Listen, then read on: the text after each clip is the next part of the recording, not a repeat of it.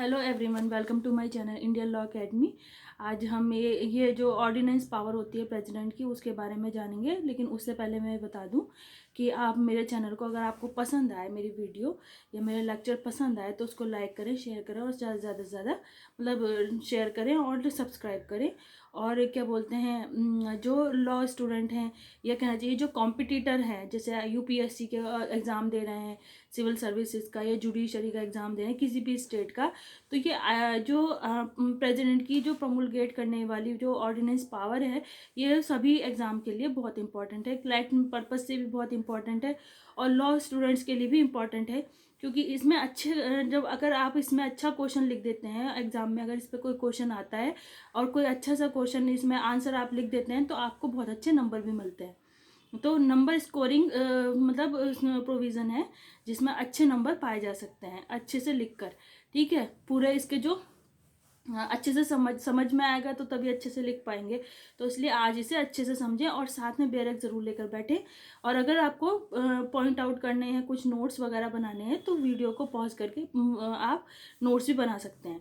ठीक है, अभी हम स्टार्ट करते हैं कि जो प्रेसिडेंट है, प्रेसिडेंट के पास ये पावर क्यों दी गई है, हम ये सबसे पहले ये देखेंगे। और वैसे भी हम सभी जानते हैं कि ऑलरेडी पार्लियामेंट के पास लॉ मेकिंग पावर है, लेकिन यहाँ पर प्रेसिडेंट को क्यों मतलब ऑर्डिनेंस प्रमोलगेट करने की या लॉ मेकिंग पावर दी गई है, उसके पीछे का हम रीज़न देखेंगे। और टाइम पीरियड देखेंगे कि ये कब तक जरूर मतलब इसका टाइम रहता है कि इस जो ऑर्डिनेंस के द्वारा जो लॉ लाया गया कब तक उसे पास करवाया जा सकता है। और अगर पास नहीं होता तो उसकी क्या कंडीशन होगी उस लॉ की, क्या वो आगे सर्वाइव करेगा या नहीं करेगा, उन सब हम इम्पोर्टेंट जो पॉइंट्स हैं उन पर आज हम डिस्कस करेंगे। तो और इसके लिए जो ऑर्डिनेंस पावर है वो प्रेसिडेंट के पास है सेंट्रल में, और स्टेट के पास है गवर्नर में। हम सबसे पहले ये देख लेते हैं और फिर देखते हैं इसके जो आर्टिकल है वो कौन कौन से हैं। ऑर्डिनेंस पावर जो है अंडर आर्टिकल 123 में प्रेसिडेंट को दी गई है, और आर्टिकल 213 में गवर्नर को दी गई है कि किसी भी स्टेट के गवर्नर ऑर्डिनेंस द्वारा लॉ बना सकते हैं। ठीक है, स्टेट असेंबली में। अभी हम आज के इस लेक्चर में प्रेसिडेंट की लॉ मेकिंग पावर या ऑर्डिनेंस पावर देखेंगे, जिससे कि कंफ्यूजन क्रिएट ना हो। और इसके ऊपर मैं नेक्स्ट वीडियो बनाऊंगी, आप उसे देखिएगा। जो सेंट्रल की जो लॉ मेकिंग पावर है वो हम सभी जानते हैं कि वो पार्लियामेंट के पास है। ठीक है, अब जब हम यहाँ पे प्रेसिडेंट की देख रहे हैं हम ऑर्डिनेंस पावर, तो हम इसे क्लियर कर लेते हैं कि पार्लियामेंट के पास जब लॉ मेकिंग पावर है तो पार्लियामेंट के पास दो हाउसेस होते हैं, लोअर हाउस या लोकसभा और अपर हाउस या राज्यसभा। ठीक है, और उसका एक जो पार्ट है वो प्रेसिडेंट भी है। पार्लियामेंट का जो पार्ट है लोअर हाउस और अपर हाउस के अलावा प्रेसिडेंट भी इसका पार्ट है। ठीक है, ये हमें आर्टिकल 79 बताता है कि लोकसभा और राज्यसभा प्लस प्रेसिडेंट, ये तीनों मिलकर क्या करेंगे किसी भी लॉ को बनाएंगे। क्योंकि जैसे हम सभी जानते हैं हमारे इंडिया में कहते हैं कि प्रेसिडेंट की कोई पावर नहीं है या प्रेसिडेंट लॉ बनाने में जो है इम्पोर्टेंस नहीं, कुछ भी इम्पोर्टेंस नहीं रखता। ये प्रैक्टिकल तरीके से तो हम कह सकते हैं कि नहीं है, लेकिन अगर हम देखें मतलब एक जनरल तरीके से तो लोग ऐसा कह देते हैं, लेकिन प्रैक्टिकल तरीका अगर हम देखें तो प्रेसिडेंट की यहाँ पर इम्पोर्टेंस है। क्योंकि जो लॉ पार्लियामेंट बना रहा है अगर प्रेसिडेंट की उसमें एसेंट ना मिले तो वो लॉ नहीं इन्फोर्स होगा। ठीक है, वो बिल ही बन के रह जाएगा। क्योंकि जब पार्लियामेंट में कोई भी बिल आता है तो वो लॉ तभी बनता है जब पहले लोअर हाउस से पास होगा, मतलब लोकसभा से पास होगा, और फिर अपर हाउस से मतलब राज्यसभा से पास होगा। फिर इन दोनों हाउसेस से पास होने के बाद फिर वो प्रेसिडेंट की एसेंट के लिए जाता है, चाहे वो नाम मात्र के लिए है, लेकिन वो प्रोसेस होता है। प्रैक्टिकल तरीके से देखा जाए तो उसकी बहुत इंपॉर्टेंस है। जैसे हमारे थ्री फार्म्स लॉ भी बने तो वो भी इसी तरह से बने। जो 15 सितंबर 2020 को ये फार्म्स बिल लाए गए पार्लियामेंट में, और इसको जो है कैबिनेट जो काउंसिल थी या तो प्रोसेस हुआ, ये लोअर हाउस में पहले पास हुआ, फिर अपर हाउस में पास हुआ, फिर रामनाथ कोविंद जो हैं राष्ट्रपति, उनकी एसेंट से ये जो है एक्ट बन गए। ठीक है, अब हम इसे देखते हैं जो हमारी ऑर्डिनेंस पावर है राष्ट्रपति की, वो हमारे कॉन्स्टिट्यूशन के चैप्टर 3 में दिया गया है। और इसमें जो है सिर्फ एक ही प्रोविजन दिया गया है या एक ही आर्टिकल है 123, ठीक है। जो गवर्नर की ऑर्डिनेंस पावर है वो आर्टिकल 213 है, वो हम आज यहाँ डिस्कस नहीं कर रहे हैं। बस आज हम देखेंगे प्रेसिडेंट की ऑर्डिनेंस पावर के बारे में, ठीक है, कि किस कंडीशन में या किस सिचुएशन में प्रेसिडेंट को ऐसी ज़रूरत पड़ती है या ऐसा लगता है कि ऑर्डिनेंस द्वारा जो है ऑर्डिनेंस लाया जाए या कोई भी लॉ बनाने के लिए, ठीक है। अब हम इसे देखते हैं आर्टिकल 123 की मार्जिनल नोट्स देखते हैं, वो क्या कहता है। Power of president to promulgate ordinance during recess of parliament. Recess of parliament से मतलब है जब पार्लियामेंट सेशन में नहीं हो। अब हम जैसे एक साल में जब हमारा पूरा एक साल होता है, उसमें जो पार्लियामेंट का सेशन है वो 3 टाइम जो है 3 टाइम सेशन में नहीं होता, ठीक है, वो रेसिस में चलता है या वो सेशन में नहीं होता। तो जब सेशन में नहीं होगा मतलब तो उसके बीच में जब 3 बार तो सेशन में है, पार्लियामेंट काम कर रहा है, ठीक है, लेकिन उसके अलावा जब वो सेशन में नहीं है तो तब वो लॉ, मान लीजिए कोई ऐसा लॉ की जरूरत पड़े कि वो बनाने की मतलब बहुत ज़्यादा नीड है, ये इमरजेंसी का टाइम समझ लीजिए, इमरजेंसी इन द सेंस कि किसी भी लॉ को बनाने के लिए मतलब इतनी ज़्यादा ज़रूरत है कि वो जो है हमें लॉ बनाना ही है उसी टाइम। अगर उस टाइम नहीं बनाएंगे तो देश में कहीं ना कहीं हमें नुकसान होगा, हमारी सोशल वेलफेयर के लिए मतलब वो नुकसानदायक होगा। तो अगर प्रेसिडेंट को ऐसा लगता है, मतलब प्रेसिडेंट की यहाँ पर सेटिस्फेक्शन बहुत ज़रूरी है। अगर प्रेसिडेंट की यहाँ सेटिस्फेक्शन है तो वहाँ पर प्रेसिडेंट ऑर्डिनेंस ला सकते हैं। और उस ऑर्डिनेंस के द्वारा जो है, अब आर्टिकल 79 में जैसे हमने देख लिया कि पार्लियामेंट के जो है लोकसभा राज्यसभा के साथ साथ प्रेसिडेंट भी एक तरह से मायने रखता है लॉ मेकिंग पावर में, ठीक है। फिर हम आर्टिकल 74 में देखते हैं कि जो हमारा लॉ बन रहा है वो जो काउंसिल ऑफ मिनिस्टर्स हैं, ठीक है, उसकी राय से, एड और एडवाइस से ही लॉ बनता है। प्रेसिडेंट अगर आर्टिकल 74 में ये चीज़ क्लियर कर दी गई है कि प्रेसिडेंट कोई भी लॉ बनाएगा, चाहे वो ऑर्डिनेंस से बने, चाहे वो पार्लियामेंट लाए कोई भी लॉ, तो लेकिन उस लॉ को बनने के लिए जो कैबिनेट की काउंसिल है, ठीक है, उसकी एड और एडवाइस बहुत ज़रूरी है, उसके बाद ही लॉ बन सकता है। तो यहाँ पर हम कह रहे हैं कि ऑर्डिनेंस जो है प्रेसिडेंट ला रहा है, दूसरी साइड हम ये कह रहे हैं कि कैबिनेट की जो है एड और एडवाइस से ही लॉ बनेगा। तो वहाँ पे जो है एड और एडवाइस से मतलब ये है चाहे ऑर्डिनेंस आए चाहे वैसे लॉ बने, कोई भी बिल जो है कैबिनेट लाए अपनी तरफ से, तो दोनों ही सिचुएशन में कैबिनेट की एड और एडवाइस की जरूरत पड़ती है। मतलब कोई भी लॉ आएगा, अगर मान लीजिए ऑर्डिनेंस के द्वारा कोई बिल लाया गया है प्रेसिडेंट के द्वारा, तो वो भी पहले लोअर हाउस में जाएगा, फिर वो अपर हाउस में जाएगा, वहां से पास होने के बाद फिर वो राष्ट्रपति की सहमति तो उस पर ऑलरेडी है ही, फिर वो ऑफिशियली एक वर्क टाइप होता है, साइन और सील हो जाता है, तो वो बिल से फिर वो ऑफिशियली एक एक्ट बन जाता है, ठीक है। अभी हम यहाँ देखते हैं power of president to promulgate ordinance during recess of time. Recess of time जब पार्लियामेंट सेशन में नहीं है तो उस टाइम की सिचुएशन बताई जा रही है। रेसिस मतलब है जब पार्लियामेंट वर्किंग में नहीं है, काम नहीं कर रही, तो उस टाइम पे क्या करेगी, कोई भी बिल लाना जरूरी है, तो राष्ट्रपति को अगर ऐसा लगता है, राष्ट्रपति की ऐसी सेटिस्फेक्शन है, तो वो क्या होगा, वो बिल ला सकते हैं, ऑर्डिनेंस ला सकते हैं, ठीक है। और उस ऑर्डिनेंस को, उस बिल को फिर राष्ट्रपति की सहमति से और कैबिनेट की एड और एडवाइस से लॉ बन जाता है। और उसके बाद क्या होता है, law making power of president this year many laws comes through the ordinance. जैसे हमने अभी देखा कि ऑर्डिनेंस के थ्रू भी काफ़ी लॉ इस साल भी लाए गए। तो फिर वो कैन अप्लाई ऑर्डिनेंस, कौन ऑर्डिनेंस अध्यादेश लाता है, ये तो हम समझ गए प्रेसिडेंट लाता है, ठीक है। व्हेन ऑर्डिनेंस अप्लाई, ऑर्डिनेंस कब लाया जाता है, when parliament not in their session, जब पार्लियामेंट अपने सेशन में नहीं है। लोकसभा पार्लियामेंट से मतलब है लोकसभा, राज्यसभा और president also. Parliament session 3 times होता है एक साल में, 3 बार पार्लियामेंट का सेशन होता है। और इसके अलावा जब सेशन में पार्लियामेंट नहीं होती तो उस टाइम पे भी तो हमें लॉ की जरूरत पड़ती है। तो जब कोई बिल लाया जाता है वो ऑर्डिनेंस के द्वारा ला सकता है प्रेसिडेंट, और उसके बाद जो है एड और एडवाइस होगी कैबिनेट की, फिर वो बिल लोकसभा और राज्यसभा में पास हो जाएंगे। लेकिन अगर सेशन में नहीं है तो लोकसभा राज्यसभा में नहीं जाएगा वो बिल, तो वो वहां से पास नहीं होगा। तो इसलिए ये प्रेसिडेंट को एक पावर दी गई है कि वो उस बिल को एक्ट बना दे, ठीक है। फिर अगर इस तरह के जो बिल हैं, अगर वो प्रेसिडेंट लाते हैं, कोई बिल इस तरह का लाते हैं और वो जो है वो बिल कहना चाहिए कि कहीं ना कहीं बेसिक स्ट्रक्चर के अगेंस्ट है, जैसे कि आर्टिकल 13 मान लो। आर्टिकल 13 हमें क्लियरली कहता है कि जो लॉ आर्टिकल 13 में मतलब फंडामेंटल राइट्स के अगेंस्ट होंगे या हमारे कॉन्स्टिट्यूशन के बेसिक स्ट्रक्चर के अगेंस्ट होंगे, तो वो लॉ जो है सर्वाइव नहीं कर पाएंगे या वो नल और वॉइड होंगे, ठीक है, वो लॉ मान्य नहीं होंगे। फिर how president satisfied immediate action required, जैसे ही प्रेसिडेंट सेटिस्फाइड हो जाए तो उसके लिए इमीडिएट एक्शन की जरूरत पड़ती है। तो उस सिचुएशन के लिए इमरजेंसी टाइम, मतलब इमरजेंसी से मतलब वो वाली इमरजेंसी नहीं कि देश में जो इमरजेंसी लगा दी जाती है, नहीं, जब पार्लियामेंट सेशन में नहीं है लेकिन लॉ बनाने की जरूरत है तो वो वाली इमरजेंसी में प्रेसिडेंट लॉ बना सकते हैं, ठीक है। Parliament session conducted 3 times in a year, जैसे कि सेशन मैंने बताया पार्लियामेंट के 1 साल में 3 बार होते हैं। उसके अलावा जब सेशन में ना हो तो तब ऑर्डिनेंस के द्वारा लॉ बन सकता है, ठीक है। Between 2 sessions not more than 6 month period, 2 session के बीच में 6 महीने से ज्यादा पीरियड नहीं होना चाहिए।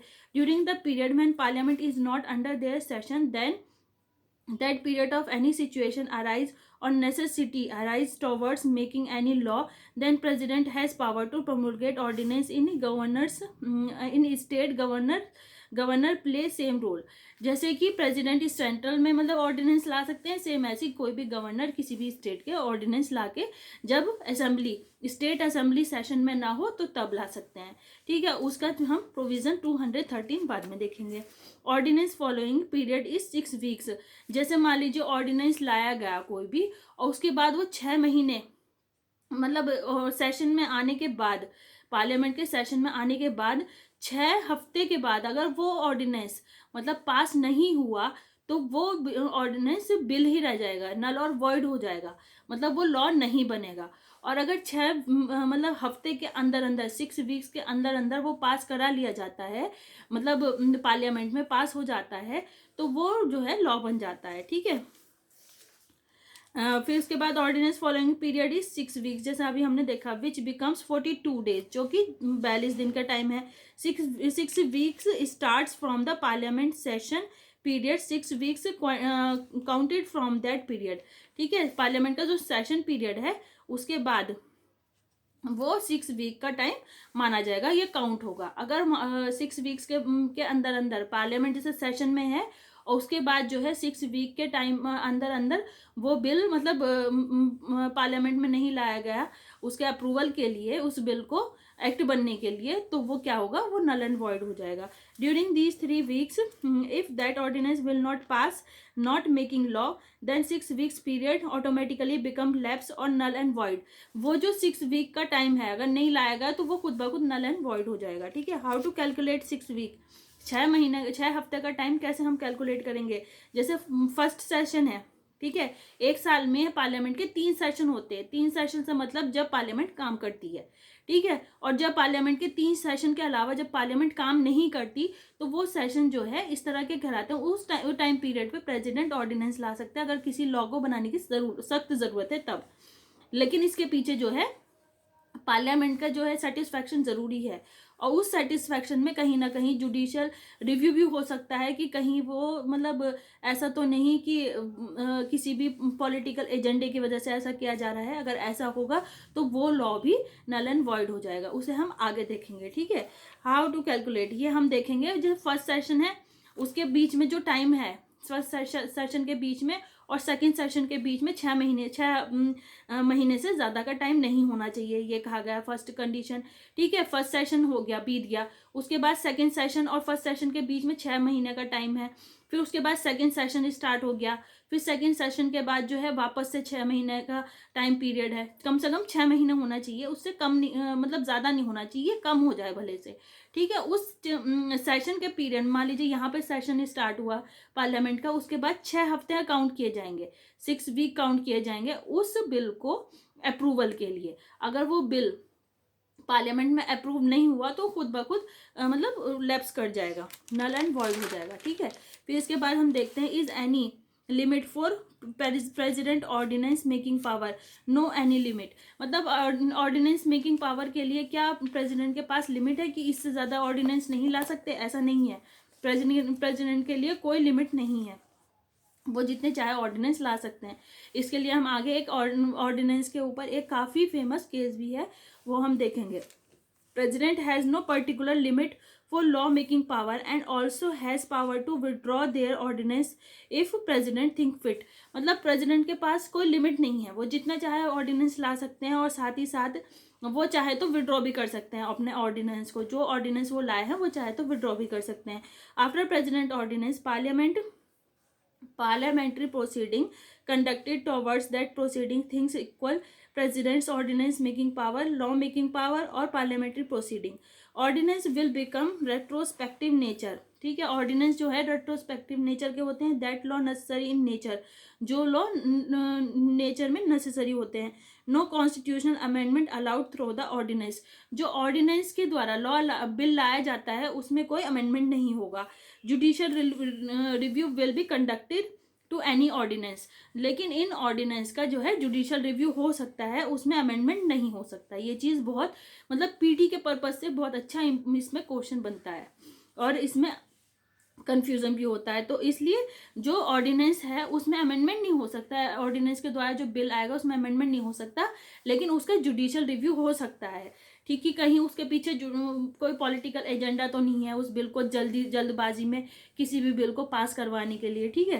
तो क्योंकि पार्लियामेंट तो सेशन में है नहीं, तो वो बिल अपने आप ही मतलब एक्ट बन जाएगा प्रेसिडेंट की ऑर्डिनेंस पावर की वजह से लाने से, ठीक है। तो उसकी मतलब इतनी ज़्यादा नीड है या वो बहुत ज़रूरी है लॉ या बिल, वो बहुत ज़रूरी है कि वो बिल जो है जल्द से लॉ बन जाए, तो इसका फ़ायदा ना उठा सके जिससे कि, तो इस वजह से उस ऑर्डिनेंस का जुडिशियल रिव्यू तो हो सकता है, लेकिन उस बिल में जो है अमेंडमेंट नहीं हो सकते जो प्रेसिडेंट ऑर्डिनेंस के द्वारा लाएंगे, ठीक है।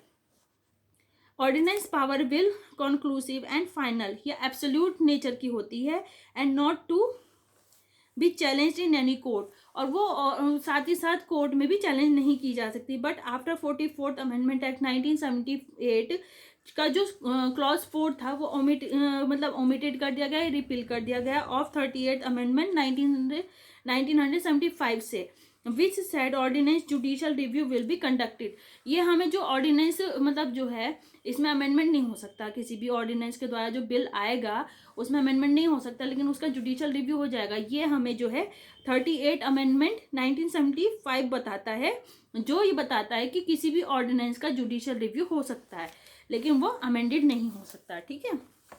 But not to be challenge president's ordinance power और law making power, if any law making through ordinance which mala fide in nature will be challenged. अगर कोई भी ऑर्डिनेंस जो है जो कोर्ट जो प्रेसिडेंट है, प्रेसिडेंट की ऑर्डिनेंस पावर को चैलेंज नहीं किया जा सकता, लेकिन जो ऑर्डिनेंस के द्वारा बिल लाया गया है या जो लॉ बन चुका है उसको जो है क्या किया जा सकता है, मैलाफाइड अगर नेचर का है वो या किसी पॉलिटिकल एजेंडे की वजह से वो लाया गया है, ये सेटिस्फैक्शन प्रेसिडेंट का जो था वो पॉलिटिकल एजेंडे की वजह से था, ये अगर ऐसा लगता है उसमें मैलाफाइड नेचर का है अगर वो बिल या वो जो एक्ट बन चुका है ऑर्डिनेंस की वजह से, विल बी चैलेंज्ड, वो चैलेंज हो सकता है, मतलब उसका जुडिशियल रिव्यू किया जा सकता है। But not to be challenge president ordinance power, लेकिन प्रेसिडेंट की ऑर्डिनेंस पावर को चैलेंज नहीं किया जा सकता। जो ऑर्डिनेंस पावर के अंदर वो जो बिल लाया गया जिसे लॉ बनाने के लिए ऐसा किया गया किसी भी पॉलिटिकल एजेंडे की वजह से या किसी भी मैलाफाइड नेचर को अपना अप्रूवल देने के लिए, तो वो जो है चैलेंज किया जा सकता है या उसका जुडिशियल रिव्यू हो सकता है। because presidents make any law from the advice of their ministers, council of ministers including prime minister, क्योंकि जो भी लॉ बनाते हैं प्रेसिडेंट वो काउंसिल ऑफ मिनिस्टर्स की एडवाइस से बताते हैं, ये हमें आर्टिकल 74 बताता है, ठीक है। और साथ ही साथ उसमें मिनिस्टर जो प्राइम मिनिस्टर है वो उसका हेड होता है, तो ये तो मतलब कॉमन सी बात है। तो पार्लियामेंट्री जो लॉ होगा वो नल और वॉइड भी नहीं हो सकता इसी वजह से, लेकिन जो ऑर्डिनेंस के द्वारा जो लॉ लाया जाता है अगर इस तरह से उसमें मैलाफाइड नेचर का है तो वो नल और वॉइड डिक्लेयर हो जाएगा जुडिशियल रिव्यू करने पर, ठीक है। Directly under ordinance council of ministers plus PM's advise as under for making any law. ठीक है, किसी भी लॉ को, किसी भी बिल को लॉ बनाने के लिए सबसे पहले पार्लियामेंट में जब भी कोई बिल आता है तो वो लोकसभा में पास किया जाता है, फिर उसके बाद राज्यसभा में पास किया जाता है। लोकसभा को लोअर हाउस कहते हैं और राज्यसभा को अपर हाउस कहते हैं। और उसके जो काउंसिल ऑफ मिनिस्टर्स हैं, जिनके हेड पीएम होते हैं, तो वो जो है इनकी एडवाइस से, एडवाइस से ही कोई भी बिल जो है जब दोनों हाउसेज से पास हो जाता है तो तब वो एक्ट बनता है। लेकिन जब पार्लियामेंट सेशन में हो तब, लेकिन पार्लियामेंट जब सेशन में नहीं है और कोई लॉ बनाने की ज़रूरत है तो वो जो है प्रेसिडेंट के पास पावर है, वो कोई भी ऑर्डिनेंस ला सकता है, किसी भी बिल को लाके, और फिर वो जो है एक्ट बन सकता है। ठीक है, लेकिन उसके पीछे का अगर जो पर्पस है वो मेलाफाइड निकले या कोई भी मतलब पॉलिटिकल एजेंडा निकले तो वो जो है क्या हो जाएगा, वो एक्ट या वो बिल से तो एक्ट बन गया वो, तो वो एक्ट जो है नल एंड वॉइड हो जाएगा और उसका जुडिशियल रिव्यू किया जा सकता है, अमेंडमेंट नहीं किया जा सकता है, ये चीज़। ठीक है, अब यहाँ तक हम समझ चुके हैं। इसके बाद हमारे इसमें जो है टाइम पीरियड की बात करते हैं कि इसमें कितना टाइम पीरियड होगा। ठीक है, आर्टिकल 13 की बात करते हैं सबसे पहले। ठीक है, वो जो एक्ट, वो जो लॉ लाया गया है आर्टिकल, इसमें लिमिटेशन कहाँ लगाई गई है हम ये देखते हैं। ठीक है, जो लॉ लाया गया है, जो ऑर्डिनेंस के द्वारा जो बिल पास कराया गया है वो लॉ बन गया है, अब वो मान लीजिए आर्टिकल 13 के मतलब अगेंस्ट जा रहा है। आर्टिकल 13 क्या कह रहा है? आर्टिकल 13 बोलता है अगर कोई लॉ जो फंडामेंटल राइट्स के अगेंस्ट है वो लॉ नल एंड वॉइड हो जाएगा। अगर वो ऐसा लॉ है जो ऑर्डिनेंस के द्वारा लाया गया, वो जो है हमारे फंडामेंटल राइट्स के अगेंस्ट है, तो तब क्या होगा, वो प्रेसिडेंट के ऊपर भी मतलब ये लिमिटेशन लगा दी गई है कि प्रेसिडेंट के ऑर्डिनेंस पावर पर भी, कि वो चाहे तो वो जो एक्ट बनाया गया है वो नल एंड वॉइड हो जाएगा। ठीक है, अगर वो आर्टिकल 13 के की जो कंडीशन है उसके हिसाब से सही बैठता है, फंडामेंटल राइट्स के अगेंस्ट है तो। जैसे हम इसमें एक एग्जांपल देखते हैं, केशवानंद भारती वाला केस, वो भी फंडामेंटल राइट्स के अगेंस्ट था। ठीक है, उसे हम डिटेल में देखेंगे नेक्स्ट वीडियो में। आज हम उसका सिर्फ एक एग्जाम्पल या रेफरेंस के लिए देखते हैं। उसमें भी फंडामेंटल राइट्स के अगेंस्ट था, तो सेम ऐसे ही जो भी लॉ फंडामेंटल राइट्स के अगेंस्ट होगा, आर्टिकल 13 ये बात बताता है, चाहे वो ऑर्डिनेंस से लाया जाए चाहे वो पार्लियामेंट्री प्रोसीडिंग से आए, तो वो लॉ जो है खुद ब खुद नल एंड वॉइड हो जाएगा। खुद ब खुद नहीं, मतलब उसके लिए कोर्ट में उसको चैलेंज किया जा सकता है, ये चीज़। ठीक है, फिर जो और बेसिक स्ट्रक्चर के अगेंस्ट है, मतलब फंडामेंटल राइट्स के अगेंस्ट है या बेसिक स्ट्रक्चर के अगेंस्ट है, law against violation of independence, किसी की इंडिपेंडेंस के अगेंस्ट है, ऑफ जुडिशरी की। ठीक है, जुडिशरी की इंडिपेंडेंस के अगेंस्ट है कोई लॉ, या इक्वालिटी के अगेंस्ट है, फ्रेटर्निटी के अगेंस्ट है, फेडरलिज्म के अगेंस्ट है, या रूल ऑफ लॉ के अगेंस्ट है, तो वो लॉ जो है नल एंड वॉइड हो जाएगा। This type of ordinance can be challenge upon the Supreme Court. इस तरह के जो ऑर्डिनेंस हैं जो बेसिक स्ट्रक्चर के या कहना चाहिए फंडामेंटल राइट्स के अगेंस्ट है, उसे सुप्रीम कोर्ट में चैलेंज किया जा सकता है। लेकिन प्रेसिडेंट की जो ऑर्डिनेंस पावर है उसको चैलेंज नहीं किया जाएगा। जो ऑर्डिनेंस पावर के अंदर रहते हुए किसी लॉ को बनाया गया है, उस लॉ को सुप्रीम कोर्ट में चैलेंज किया जा सकता है और उस पर जुडिशियल रिव्यू भी हो सकता है। ठीक है, declared will be void by the honourable supreme court. ठीक है, केशवानंद भारती का ये बहुत अच्छा इसमें लीडिंग मतलब केस है, अच्छा एग्जाम्पल है जिसमें ऐसा हुआ था। फिर टाइम ड्यूरेशन देख लेते हैं, जो ऑर्डिनेंस पावर की टाइम ड्यूरेशन कितनी होती है। Law making by the president, parliament, these are मतलब पार्लियामेंट्री प्रोसीडिंग, मतलब लॉ मेकिंग पावर एक तो पार्लियामेंट के पास है, दूसरी ऑर्डिनेंस के द्वारा प्रेसिडेंट के पास है। ठीक है, but which law comes by the ordinance, जो लॉ ऑर्डिनेंस के द्वारा बनते हैं अंडर आर्टिकल 123 या 213 स्टेट असेंबली में गवर्नर के द्वारा, दीज आर टेम्परेरी लॉज, ये टेम्परेरी लॉज होते हैं just to deal with the urgency of the parliament. जैसे अर्जेंसी के में बनाए जाते हैं ये लॉ, या जब पार्लियामेंट सेशन में नहीं होती तो इमरजेंसी के टाइम पे बनाए जाते हैं, when parliament is not in session और ऑपरेशन, जब पार्लियामेंट सेशन में नहीं है या ऑपरेशन नहीं काम नहीं कर रही है तब। When parliament comes under session within 6 week जब पार्लियामेंट काम करने के प्रोसेस में आती है या सेशन में आती है, तो उसके सेशन के जैसे सेशन स्टार्ट हुआ तब से 6 हफ्ते का टाइम दिया हुआ है, 6 वीक का टाइम दिया हुआ है उस बिल को, जो ऑर्डिनेंस के द्वारा लाया गया था, उस बिल को या उस एक्ट को अप्रूवल देने के लिए। ठीक है, किसका? पार्लियामेंट का। जब पार्लियामेंट काम उसमें सेशन में आती है तब अप्रूवल बहुत ज़रूरी है। अगर अप्रूवल नहीं होगा तो वो लॉ जो होगा वो नल एंड वॉइड हो जाएगा खुद ब खुद। ये मैंने अभी पहले भी बताया। ठीक है, फिर मैंने बताया इसका जुडिशियल रिव्यू भी हो सकता है। जो ऑर्डिनेंस के द्वारा लॉ लाया जाता है, प्रेसिडेंट के ऑर्डिनेंस के द्वारा या गवर्नर के ऑर्डिनेंस के द्वारा लाए जाते हैं लॉ, उसमें जो है जुडिशियल रिव्यू हो सकते हैं अगर वो किसी भी मैलाफाइड नेचर के हैं तो, या फिर कहना चाहिए कोई भी पॉलिटिकल एजेंडे को फुलफिल करने के लिए लाए गए हैं तो। ठीक है, ये नेचुरल जस्टिस की वजह से किया गया है। और इसमें जो है आर्टिकल 245 और 246 देखते हैं हम। आर्टिकल 245 बात करता है रेजिडुअरी पावर की, जिसमें थ्री लिस्ट दी हुई है। और मतलब आर्टिकल 245 रेजिडुअरी पावर्स की बात करता है। और इसमें इसके साथ हम रेड विथ 7th शेड्यूल पढ़ेंगे। 7th शेड्यूल हमें बताता है लिस्ट 1, लिस्ट 2, लिस्ट 3 के बारे में। जो लिस्ट 1 है वो उसमें लॉ मेकिंग पावर है सेंट्रल के पास। लिस्ट 2 जो है उसमें लॉ मेकिंग पावर है स्टेट के पास। लिस्ट 3 जो है उसमें लॉ मेकिंग पावर है दोनों के पास, स्टेट और सेंट्रल दोनों के पास लॉ मेकिंग पावर है। ऐसा ही एक मैटर है एग्रीकल्चरल मैटर, जिसमें लॉ मेकिंग पावर जो है स्टेट के पास है, जो कि लिस्ट 2 का मैटर है।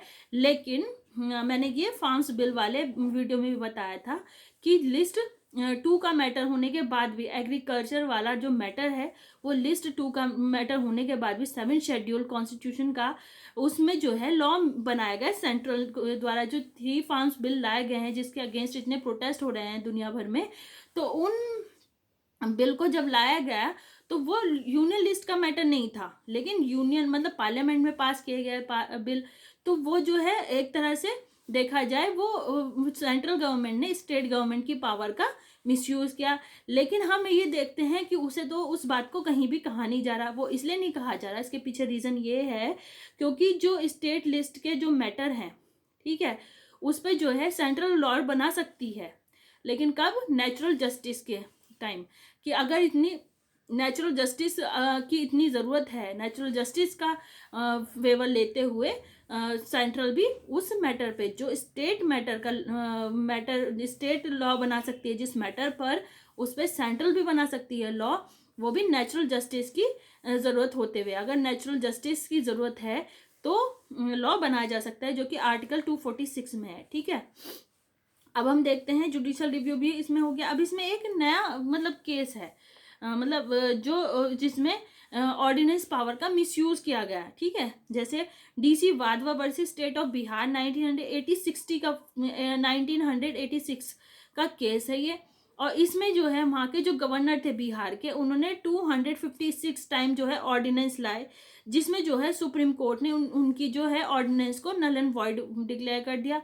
वो इसलिए जुडिशियल रिव्यू किया गया उनके जो ऑर्डिनेंस थे, क्योंकि उन्होंने अपनी पावर का मिसयूज किया, ऐसा माना गया। ठीक है, क्योंकि इतने ज़्यादा ऑर्डिनेंस लाना और बेवजह के काफ़ी ऑर्डिनेंस थे उसमें, तो इसलिए सुप्रीम कोर्ट ने उन ऑर्डिनेंस को नल एंड वॉइड माना, नल एंड वॉइड डिक्लेयर कर दिया। और गवर्नर्स की जो पावर है, ये कहना चाहिए ऑर्डिनेंस जो पावर है, इसका मिसयूज करना माना गया। ठीक है, अब हम पार्लियामेंट के जो सेशन हमने बताए थे, 3 सेशन होते हैं, और दो सेशन के बीच में 6 महीने से ज़्यादा का टाइम नहीं होना चाहिए। ठीक है, ये चीज़ बहुत इंपॉर्टेंट हो गई। फिर उसके बाद हमने बताया जैसे 7th शेड्यूल वाले जो मैटर हैं, आर्टिकल 246 जो मैंने नेचुरल जस्टिस वाला बताया, parliament have talking about union list matters. Parliament union list के जो मैटर हैं वो हम देख लेते हैं, वो कौन कौन से हैं। जैसे डिफेंस से रिलेटेड मैटर हो गए, फॉरेन अफेयर्स से रिलेटेड मैटर्स हो गए, करेंसी से रिलेटेड हो गए, बैंकिंग से रिलेटेड मैटर्स हो गए, या सेंसेक्स से रिलेटेड मैटर्स हो गए। President only take promulgate ordinance, extraordinary power है ये प्रेसिडेंट की। ठीक है, ऑर्डिनेंस प्रोमुलगेट करना। और जैसे हमने देखा जो करेंसी वाला जो मैटर है, ये सेंट्रल ने ही पास किया था, जैसे नोटबंदी हुई। ठीक है, और मान लीजिए कोई भी इस तरह के इमरजेंसी पीरियड होता तो तब भी यूनियन के पास ये पावर है, ठीक है। आर्टिकल 246, 245 और 246 ये हमें बताता है कि स्टेट की और सेंट्रल की कहाँ कहाँ कितनी पावर है। और आर्टिकल 246 बताता है नेचुरल जस्टिस के बारे में। अगर नेचुरल जस्टिस है कि इतनी नेचुरल जस्टिस की नीड है इतनी कि तो सेंट्रल भी स्टेट मैटर पे लॉ बना सकती है, ठीक है। आज के लिए इतना ही। अगर आपको मेरा ये टॉपिक पसंद आया हो तो प्लीज़ इसे लाइक करें, शेयर करें, सब्सक्राइब करें, ज़्यादा से ज़्यादा शेयर करें जिससे सभी को फ़ायदा हो सके। और नेक्स्ट वीडियो मुझे बताएं कि मैं किस टॉपिक पे वीडियो बनाऊं। और अगर नोट्स की ज़रूरत पड़े तो वो भी आप मुझे कमेंट बॉक्स में बता सकते हैं, मैं आपको नोट्स भी प्रोवाइड कर सकती हूँ। और इसके बाद हम नेक्स्ट वीडियो में मिलते हैं। Thank you so much, bye.